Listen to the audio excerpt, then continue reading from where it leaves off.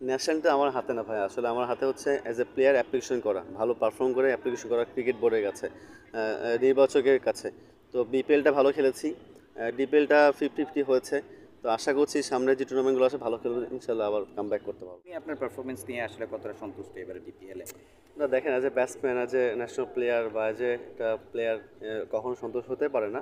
But যে perform করেছি আমি নিজে সন্তুষ্ট না, আর একটু বেটার হলে ভালো হতো। বাট চেষ্টা করছি ভালো কিছু করার জন্য। তো অনেক সময় পরিবেশটা হয় নাই, অনেক সময় আম্পায়ার কিছু ভুল আউট দিয়ে দিচ্ছে, কারণ আপনারা জানেনই আম্পায়ার আমাদের একটা ব্যাট কল দিয়ে দেয়, রিভিউ সিস্টেম নাই।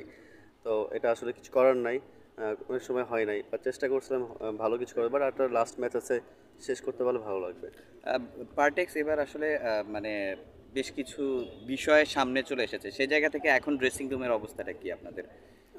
অবশ্যই ভালো, এখন অনেকটা ভালো। এবং যারা ম্যানেজমেন্টে আছেন, সাজ্জাদ ভাই যারা আছেন, আমাদের সবার টেক কেয়ার নিয়েছেন এবং আলহামদুলিল্লাহ এখন পর্যন্ত সব ঠিক আছে। বিভিন্ন ধরনের ইস্যুস সামনে এসেছিল, সেই বিষয়গুলো কিভাবে সলভ হয়েছে?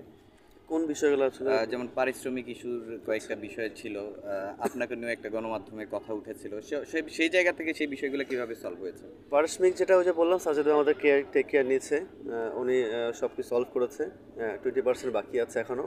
আমার বিষয়টা আমি জানি না, বাট যিনি ইন্টারভিউ দিয়েছেন আমার নাম কিন্তু বলে নাই, উনি কারো নাম বলে নাই। বা যে ব্যক্তি ইন্টারভিউ নিয়েছেন সে তার নিজের মন বানানো নামটা বসে সুন্দর করে নামটা বসাইছে। তো এটা আসলে অনাকাঙ্ক্ষিত, এটা আসলে এটা প্লেয়ারের জন্য হোক বা যারা আপনারা আছেন সাংবাদিক যারা আছেন, ভাই ব্রাদার যারা আছেন, এটা আসলে খুবই লজ্জাজনক একটা বিষয় যে কারো নাম বেছে টাকা কামানো, বা এটা খুবই একটা অপ্রত্যাশিত বিষয়। এটা না হলে ভালো, কারণ আপনারা আছেন, আমরা আছি, আমরা আছি, আপনারা আছেন।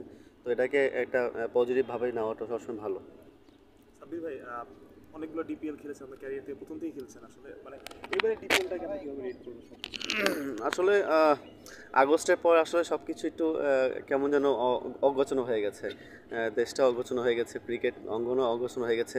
তো এই বছরটা ডিপিএলটা হয়েছে, এটা আলহামদুলিল্লাহ প্লেয়ারদের জন্য খেলতে পেরেছি, ভালো লাগছে। বাট আরেকটু গোছানো হলো, আরেকটু সব কিছু যদি ঠিকঠাক হতো, কারণ পারস্পরিক বিষয় একটা বিষয় ছিল, অনেক টিম ওনার নাই, অনেক যে টিম ওনারকে আর পাওয়া যাচ্ছে না। তো একটু অগোছালো মনে হচ্ছে। বাট আলহামদুলিল্লাহ শেষ হয়েছে, আর একটা ম্যাচ আছে আমাদের, সুপার লিগ চলতেছে। তো হোপফুলি সব কিছু যদি শেষ হয় ভালো মতো, ভালো লাগবে আর কি। সাব্বির ভাই, আপনি যে মানের প্লেয়ার, আপনার কি মনে হয় যে আপনি আরেকটু বেটার টিমে খেললে আসলে পারফরমেন্সটা আরেকটু ভালো হতো? আসলে যখন বেটার টিমে খেলে অন্য কোনো টেনশন থাকে না, অন্য সব কিছুর পারফরমেন্সটা একটু ভালো হয়। না আসলে প্লেয়ারদের কাজে হচ্ছে যে কোনো টিমে খেলা, হ্যাঁ, মানে নেওয়া উচিত। আর আমার কাছে মনে হচ্ছে এতদিন বড় টিমে খেলছি, এটাও বড় টিম না, আবার ছোটো টিমও না, মাঝারি টিম। বাট আমার কাছে মনে হয় যে আমি অ্যাজ এ প্লেয়ার বড় টিম খেললেও হয়তো বা আমি এই যে রান করতাম তাও আমার সাথে যেত না। এই বছরও ভালো খারাপ খেলছি বা ভালো খেলছি, দুটো মিলে হয়েছে।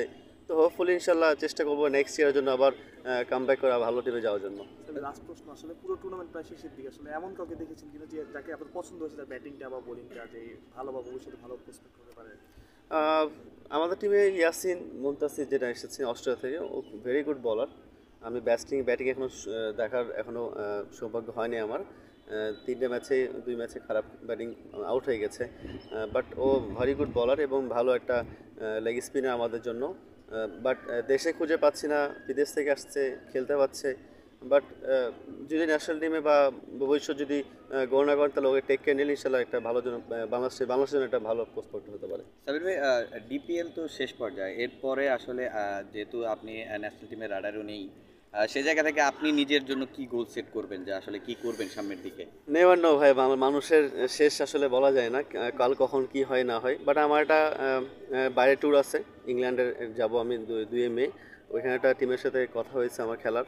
তো আপাতত এখন যেহেতু কোনো ক্যাম্প নাই, কোনো রাইডার নাই, কোনো খেলাও নাই বাংলাদেশে, তো সেখানে আমি খেলবো এবং আমার ফ্যামিলি নিয়ে যাব।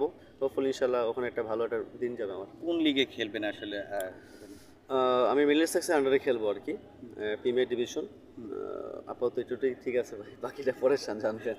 সাব্বির ভাই, আমরা সেই চিরচেনা হাড়িটার সাব্বিরকে কবে নাগাদ আমরা দেখতে পাচ্ছি এরকম? ন্যাশনালটা আমার হাতে না ভাই, আসলে আমার হাতে হচ্ছে অ্যাজ এ প্লেয়ার অ্যাপ্লিকেশন করা, ভালো পারফর্ম করে অ্যাপ্লিকেশন করা ক্রিকেট বোর্ডের কাছে, নির্বাচকের কাছে। তো বিপিএলটা ভালো খেলেছি, ডিপিএলটা 50-50 হয়েছে। তো আশা করছি সামনে যে টুর্নামেন্টগুলো আছে ভালো খেলবো, ইনশাল্লাহ আবার কাম ব্যাক করতে পারবো।